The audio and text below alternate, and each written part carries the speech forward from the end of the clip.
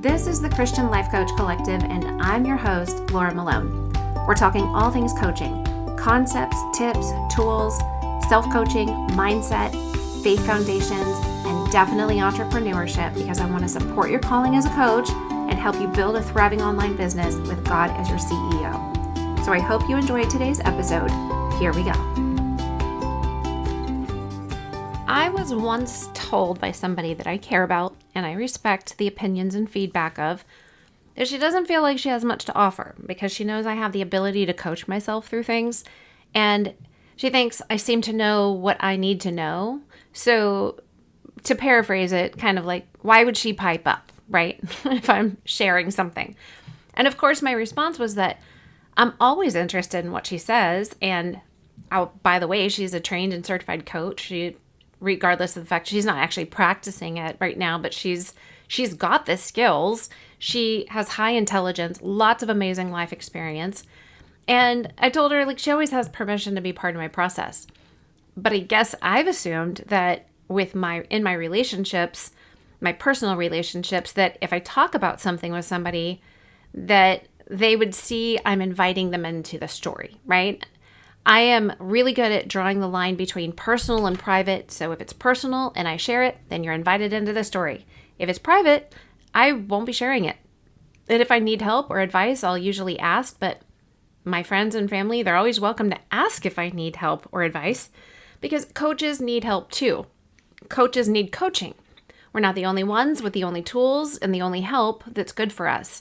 And a good coach knows this. So our professional skills, they have ways that they impact our personal relationships. And there are just some natural challenges that come when you have the gift of coaching. But it's not unlike the gifts and passions and roles that anybody else has, right? Anybody else walks in. So you know the cashier or the teacher in your life or the doctor or hairstylist or friend who just seems to always know the answers to some or all of your questions, always. And if he or she is passionate about that information that they carry that's pouring out of them, or they get overzealous, or they think that because they see you needing info or help that they are the one you really want it from. And when a person believes in the thing they're called to, because they're passionate about it, it's normal for them to want to let it out whenever they see an opportunity. And honestly, like friendships and personal conversations and relationships, those are just always right in front of you. So it feels like that can just always be an opportunity. But you don't want to just become the friend or the wife or the son or whatever, who is more like a nagging mother-in-law who believes her way is the best way. And fortunately, I don't have one of those. Thank you, Jesus.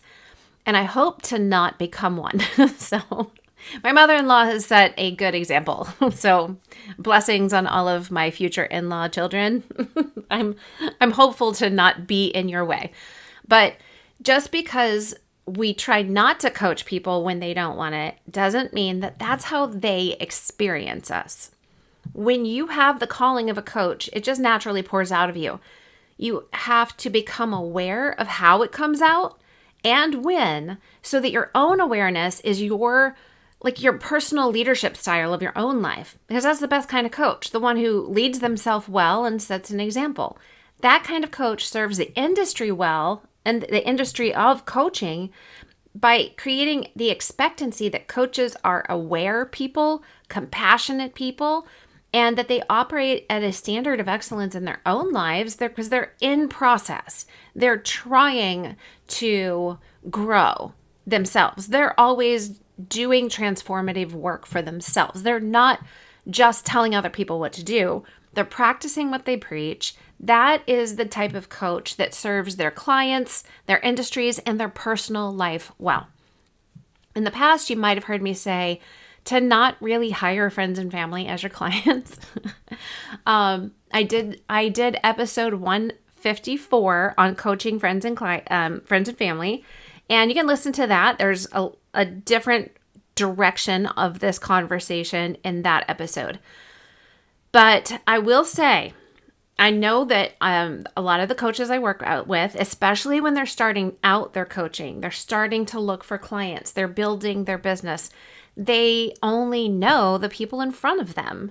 So I will tell you that I would recommend that you have a bit of an agreement with them instead. If not just open-ended, all of our conversations are going to turn into coaching, right?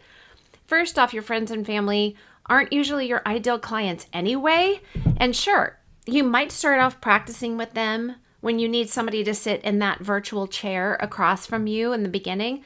But in the end, they're rarely the ones that you actually want to be coaching. And you're not likely the person that they would really choose for a coach. You're probably not their ideal coach. They chose you as a friend for a reason. They hang out with you for a reason.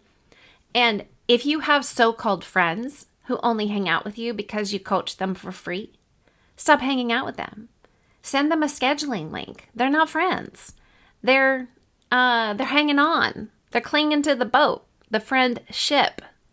They're not in the boat with you. They're not helping you navigate the boat. They're not, you know what I mean? Like, they're clinging and they're getting a free ride on this friendship.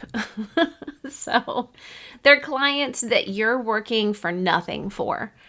And that happens a lot of times. I've had so many people like that in my life where I can look back and I go, wow, they consistently took from me, but they didn't really give me anything that I needed. And I didn't see it because I did find a fulfillment in the fact that I was coaching them, but I never found a fulfillment inside of the relationship as a friend. Like, I thought I was going to hang out with a friend, and every time I would come home and tell my husband, gosh, I feel like I poured out the whole time. They didn't stop me from pouring out. They soaked it all up and then left me with the bill. You know what I mean? I'm like, okay, was that hanging out with a friend? Now, I'll tell you that I have friends that we coach each other. That there are just friends where there's a natural iron sharpening iron. There's help me process. What do you think I should do? Ask me questions to help me dig deeper. There are friends that do that, but it's not all of the time. They're not catching a free ride on this friendship, right? So the people who are catching a free ride, they're not going to get the results that they could get if they actually made an investment into coaching. And they're not going to let you hold them accountable because they haven't contractually chosen you. So let them go. Find other people to actually be your friends and tell these people they can hang out with you in a coaching session they've actually paid for. So back to that agreement I mentioned. What you can do is to let any friends or family that actually want coaching and are willing to invest in it, or even if you just really want to coach somebody for free because it does actually seem to be a good fit for you, just have them sign maybe like a friends and family agreement. If you don't actually send them through the whole process of your intake questionnaire, your contracts, everything on your scheduler, and actually turn them into a client, if you just want to coach a friend or family, have them sign something like an agreement. And I would suggest even telling them, hey, schedule so that, it's good for you to get in the mind space, the head space of, I'm a client, I'm getting coached right now. It's with my friend. I get to be with my friend and get coached. And we have an appointment at 1:00 tomorrow. Like, that's actually really helpful for them, not just for you and your relationship. It's helpful for them to get the most out of it because they get prepared for it. They're kind of expectant and hopeful that they're going to learn something about themselves. They're going to grow. They're going to take action, figure out what they need to do to take action, right? So this, even if they're not paying, this agreement can be more like a commitment form. So think of like a commitment form or agreement that you and your kids would sign if you were to send your kid to a camp. And the camp's like, we need you to agree to these guidelines and terms so that everybody is in the know about the expectations while you're here. You could just write something simple that covers the bases of client accountability, figure out what kind of results they want out of it, how many sessions they're agreeing to. I would also add that if a time ever arises when they or you decide that the coaching is kind of going the wrong direction or it's not beneficial to one of you, that you communicate this up front, because you don't want to lose the relationship because of it, right? If that starts to happen to you, then just don't ever coach any friends or family if you've had a few rounds where you lose a relationship because of it. Just stop doing it. It's not worth it. So this is also the reason I recommend only agreeing to meet a small number of times, 1, 2, 3 at the max, so that you're both released sooner than later. And you can always agree to meet more, but it does give you both an out early on. Or maybe your friend just really wants you to listen to them. And maybe they just want you to give them advice, because coaches are often good advice givers.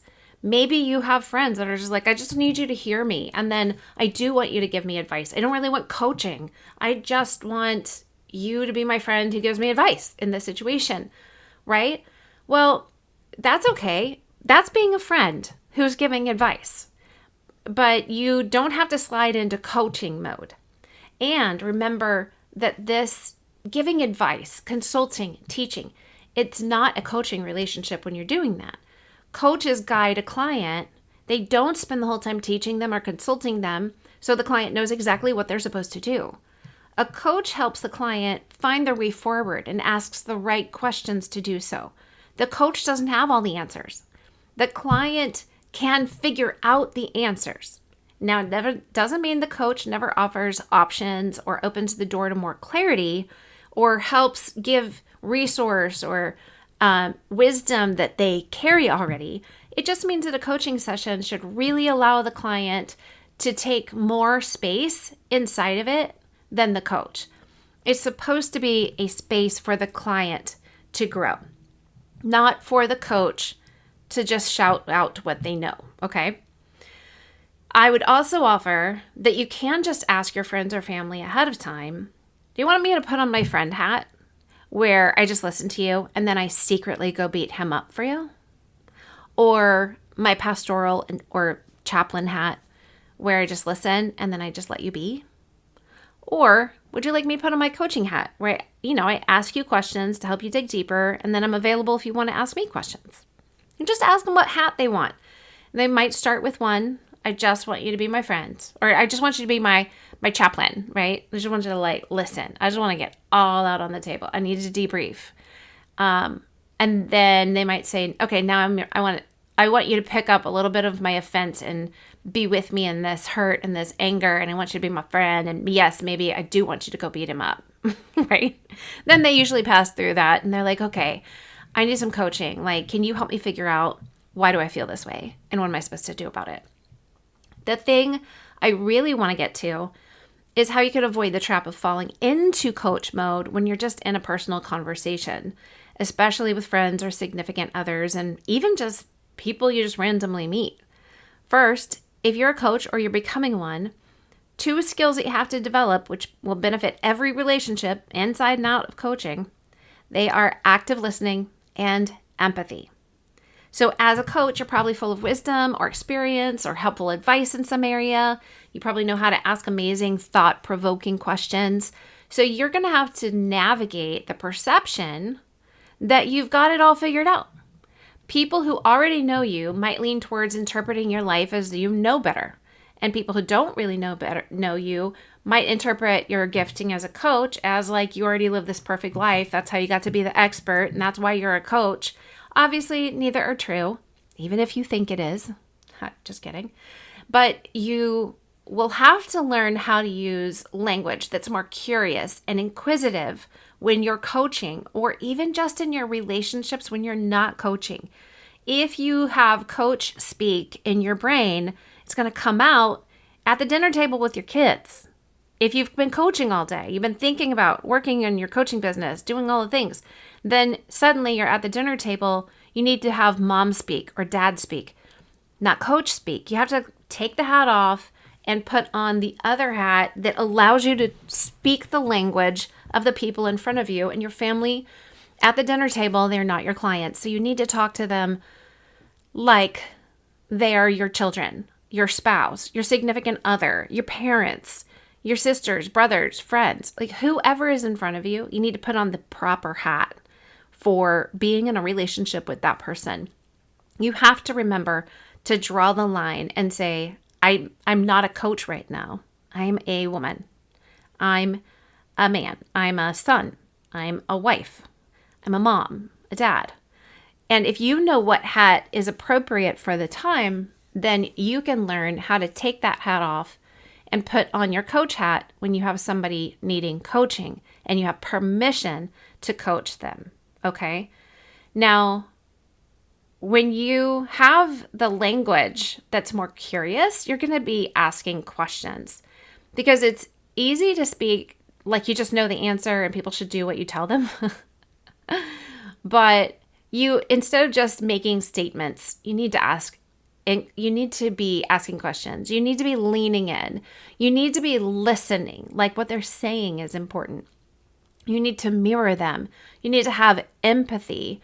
And you need to communicate that empathy. When people are going through something or they need help in some area, then your empathy is a necessary part of it. It doesn't mean you have to go limp on like in your conversation and completely leave the coaching behind. You just have to learn how to balance the coaching forward moving you with this in in their present moment. Now, some of you are more of a pastoral coach and you probably have a natural tendency towards that, a gifting. But then others of you, the possibility coaches, the strategy coaches, like you're probably like, hey, let's not stay stuck right here. Let's move forward real quick. You know, I can help you get unstuck. And sometimes people are like, I need to be here right now. I need to experience what I'm experiencing. And if I don't want you to drag me onward and up and out, right? So to care for other people, whether they're friends or clients, you really need to learn how to listen well and ask questions. And don't make assumptions or presume to know their inner life and what's best for them. So, for example, if a friend says she's going to start a business and you love helping people start businesses, you could do A, start to tell her exactly where she needs to begin and what to not do. Or you could B, ask her questions about how long has it been in her heart to do this? What's making her most excited about this idea? Don't pick her apart, right? Just lean in and care about what she's saying, and don't listen so you can figure out what to say next. Listen because she's somebody you care about. You want to hear what she's saying. Don't listen to what your head is saying while she talks. Listen to what her mouth is saying. Listen to what her heart is saying. Listen to her process. Most likely she just wants to talk about her dream right now. She doesn't want you to shoot holes in her boat quite yet. Wait until she actually asks for coaching. And then just tell her you can, if you ever need coaching in this area, you know where to find me, girl, right? Because you have to remember that unsolicited advice doesn't actually help float a friendship. It can sink it faster than a hole in the bow. Like, pay attention to what you're doing. If you've been invited, if you have a right to speak into this person's life or not. I'm saying, I'm preaching to myself. Hey, Laura, remember, because it's easy to slip into coach mode, especially when you have a full-time business where that's what you're thinking about. You're talking about it. You're teaching about it. You're training people. You're coaching people. People come to you all of the time for you to be in coach mode. It is hard to stop and just have dinner with somebody and not coach them when you know. You have to be really self-aware about it. So I'm saying all of this because I really want you to, I want to help you balance the coach mode and the I care for you mode in your relationships. So I hope this is helpful. Again, refer to episode 154 if you need some more direction about what it's, coaching friends and family. It's just a big thing to pay attention to because these relationships in your life, they're not worth the loss of them simply because you're using your calling as a coach. Remember that every strength that you have can become a liability when it's used out of timing, when it's misused, or when it's overused. So pay attention to it. Become more self-aware of when you're coaching and when you're actually able to take that hat off and put a different hat on. And don't put 4 hats, 10 hats on top of your head. Learn how to delineate where you need to be right now, with who, right? Okay, bless you, friend. Remember, all things are possible, and talk to you soon. I hope that you loved this episode and you feel challenged, inspired, and encouraged. If you're a coach or you want to be one, jump into the Christian Life Coach Collective Facebook group so we can connect over there. And to work with me, grab the links in the show notes to get quick clarity about your calling as a coach and entrepreneur, as well as how to get trained as a coach with Starling & Stone and start your own business. Bless you, friend.